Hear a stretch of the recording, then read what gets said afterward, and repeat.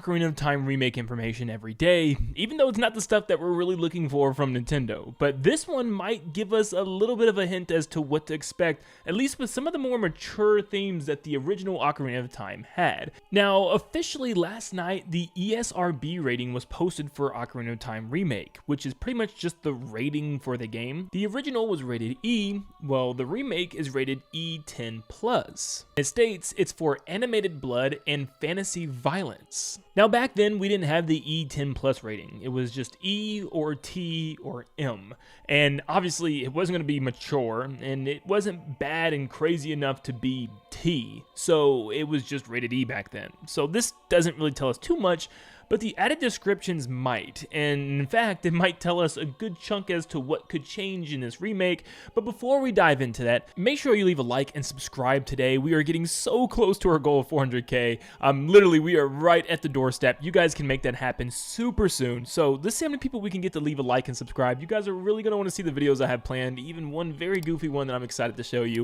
But thank you so much for tuning in, and let's dive back into The Legend of Zelda Ocarina of Time. Now, there's a lot of stuff that we could probably pull from this and make a couple of assumptions, but what I've been seeing is there's one part of this rating that's been completely changed and taken out from the original versions, including the 3DS version, which is suggestive themes. Now, this is interesting because if you don't know, suggestive themes is anything that might, reference sexual themes, nudity, risque humor, stuff like that, maybe more adult-like themes. And you might think, an Ocarina of Time? What? Oh yeah, definitely an Ocarina of Time. Now, I've seen a lot of people questioning what this could mean, and the first thing I've seen with the whole animated blood thing is, does this mean that the well is going to go back to having blood splatter, and the same thing with the Shadow Temple? Just that creepy blood splatter on the walls and on the floor with the skeleton remains. It was so eerie back then, and they removed it all in the 3DS version. But I'm sorry to break it to you, the 3DS version also had animated blood listed. And I'm not really sure why, because there really wasn't any in the game, unless they count Ganondorf's cough at the end. The green goop coming out of his mouth is blood, but yeah, they kind of removed all the blood, but that listing was still there. And honestly, for people that want that creepy OG aesthetic back, I would think the game would be rated T if it did have all that blood splatter still in today's standards. But I don't know. We're going to have to wait and see. But if I was a betting man, I'd like to bet that they probably did remove all the blood and stuff, which is going to upset a lot of fans, I'm sure. But what's up with the suggestive themes thing? With Nintendo taking this out, does this mean that they completely removed some things?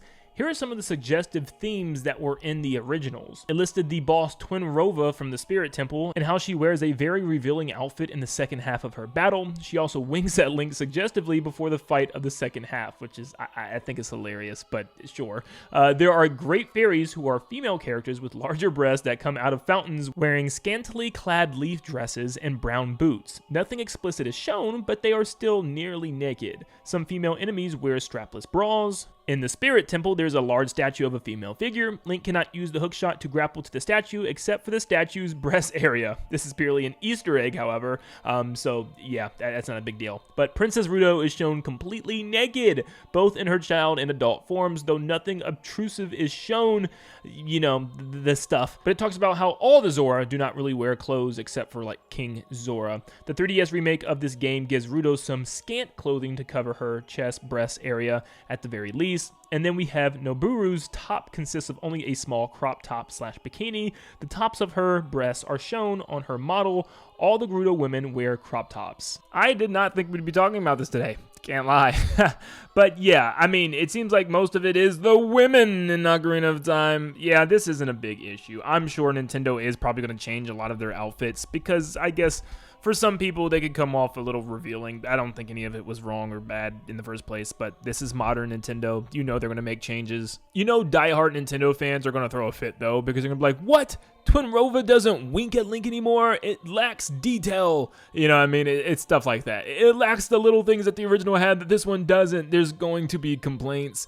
I can already tell. Or grown men saying, they nerfed Twinrova. She's now wearing a full body dress and you can't see any of her bare skin. Like, people are weird and they're going to complain about it. It's just going to happen. Now, I can see them adding some armor or something to the Zora. Now, this wasn't even a major thing in things like Breath of the Wild or Tears of the Kingdom. There were a lot of Zoras that didn't really have any covering on their chest or lower parts.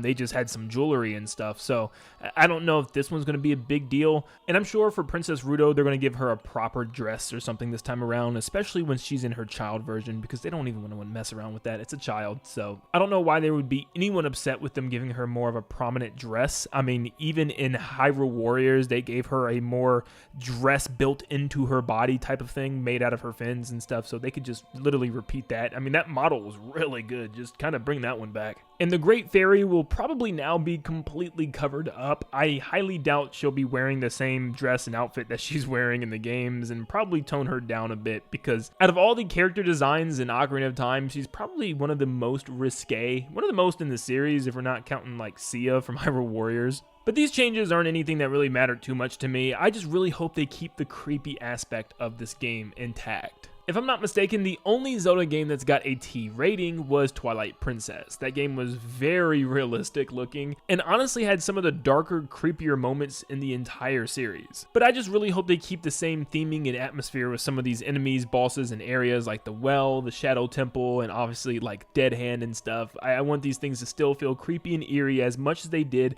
back in the 90s. But also, when we get ESRB ratings like this, it kind of gives us an idea that, hey, this game is done. You know what I mean? We know it is done, and it's ready to go. And normally this stuff happens around 1 to 3 months before a game drops, so in my opinion, it's probably very, very close to being revealed in full. I mean, we don't even have a release date, and this thing's ESRB rating is up. So I would expect a release date or some new information to be given within the next couple of weeks personally. Now, I know there's rumors saying that we might have to wait until September, but I'm still on Team August, man. I really do feel like it's almost time that we're going to get this big Zelda 40th anniversary direct. They're going to show off Ocarina of Time. I'm really excited. So let me know in the comments down below what you guys think. Are we rounding the corner, about to get news very soon? And also, would you mind some of these changes? Do you mind it not having the suggestive theme warning thing anymore? Like Fantasy Blood, do you think it's going to stay the same with the well and the Shadow Temple? Just let me know your opinions down below. Thank you for tuning in. Jesus loves you, and I'll see you in the next one.